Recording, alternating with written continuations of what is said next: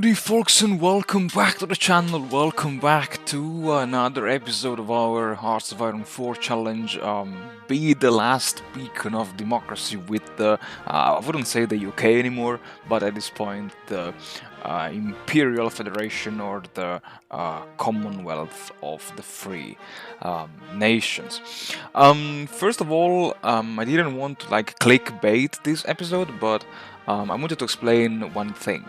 Even though I planned the D-Day landings, the invasion of northern France, I had to cancel it because I realized too late that by 1943 I was still missing the 1940 landing craft, so the amphibious invasion technology that gives you access to the Mulberry harbours. And because I was like, maybe I should research this first before launching the invasion of Normandy and Brittany and at the part the Calais. And so I was like, okay, fine. I will just have fun in grinding through the Italian peninsula while I'm busy say paying my engineers to develop the Mulberry harbours. And again, once again, just as it happened in the previous episode, the fighting across the Italian mainland was a pure nightmare. Like honestly, I don't know if either the AI was buffed or something changed, or I just don't know how to play OE4 anymore. Also, or maybe because I don't have experience in fighting in Italy, in the Italian peninsula, and so I was like, oh my god, it was so difficult, so challenging. And I think that what helped me in turning the tide in Italy, in surrounding and destroying, I think there were 31 Italian and German divisions, was just the fact that they were being slowed down by my air superiority, the famous green air that I finally managed to establish over Italy. Also thanks to the fact that I was now controlling many, if not most of the air bases in central and southern Italy. And yeah, of course, again, when you want to establish air superiority over a region, the best way is to deprive the enemy of its air bases, because it's kind of, let's say, obvious.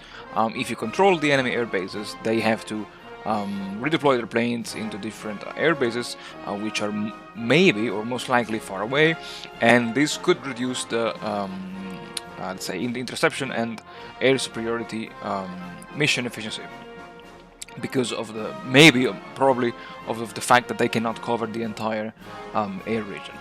And so yeah, while I was also busy in kicking out the Japanese from the last state of the US, Alaska, the AI was just busy attacking me in Italy, because yeah, since I just could not, I realized I could not break through across the Apenninian mountains. I said, okay, fine, I will just wait here, I will set the battle plans, and I will wait until the second front will be opened. And finally, in September 1943, my engineers reported that, hey, we have the Mulberry harbours.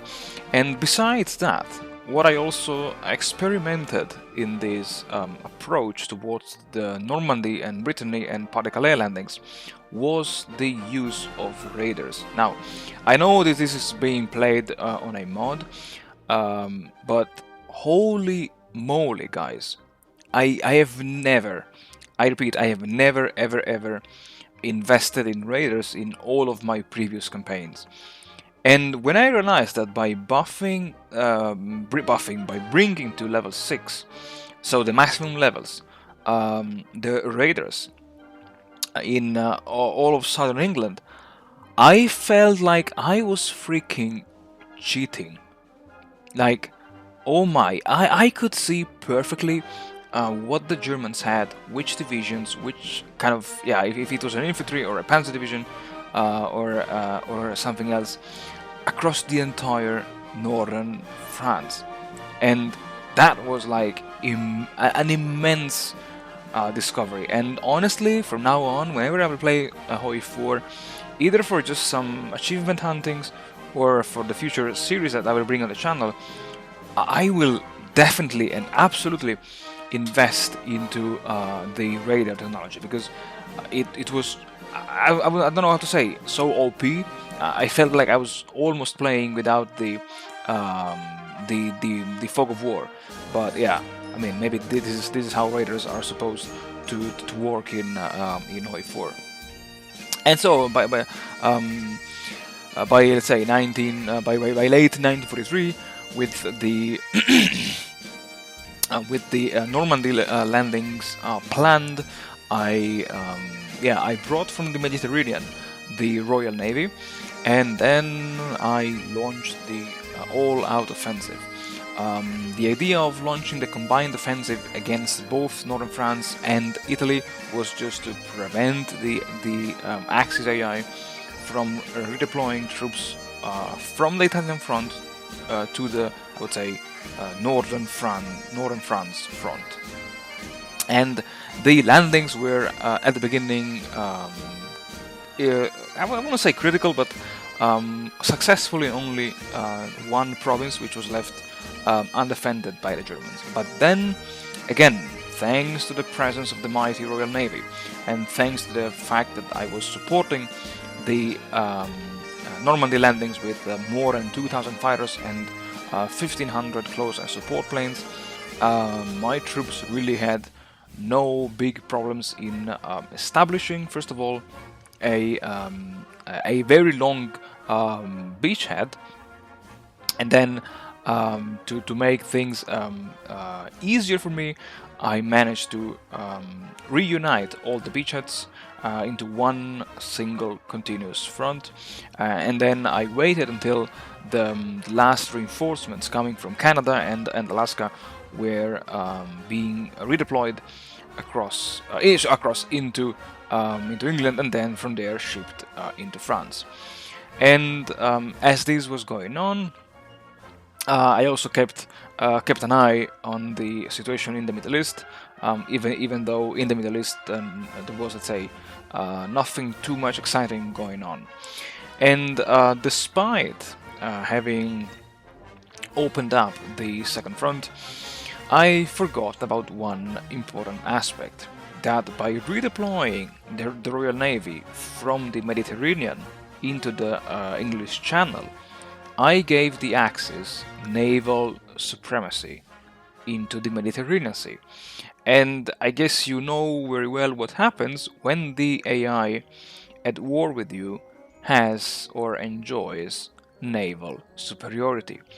It freaking launches amphibious invasions. And this is something that drove me crazy, because as you will see throughout the episode, I had to, let's say, re-liberate Italy twice, and at some point I even risked of getting my troops being cut off, because the Kingdom of the South, the Regno del Sud, capitulated again to the Axis. So, oh my god, it was such a big mess going on in Italy. But still, despite all these crazy and insane situation going on in Italy, the biggest news, of course, came from mainland Europe, where the Commonwealth forces, first of all, liberated France, and then capitulated one by one Germany, Poland, Hungary, Romania, the Balkans, and then they began the liberation of Scandinavia. And yeah, you will see in this episode how much crazy the micromanagement became, because at some point I had to shift all of my armies north and south, east and west, and it was just a nightmare again. But still, a victorious nightmare, because in the end I managed to squeeze out the last brown troops from the mainland Europe. And folks, with this brief narration of what happened and what's happening and what will happen in this episode, I thank you very much for watching. Thank you very much for supporting my channel. As always, I wish you all the best and stay tuned until the next episode.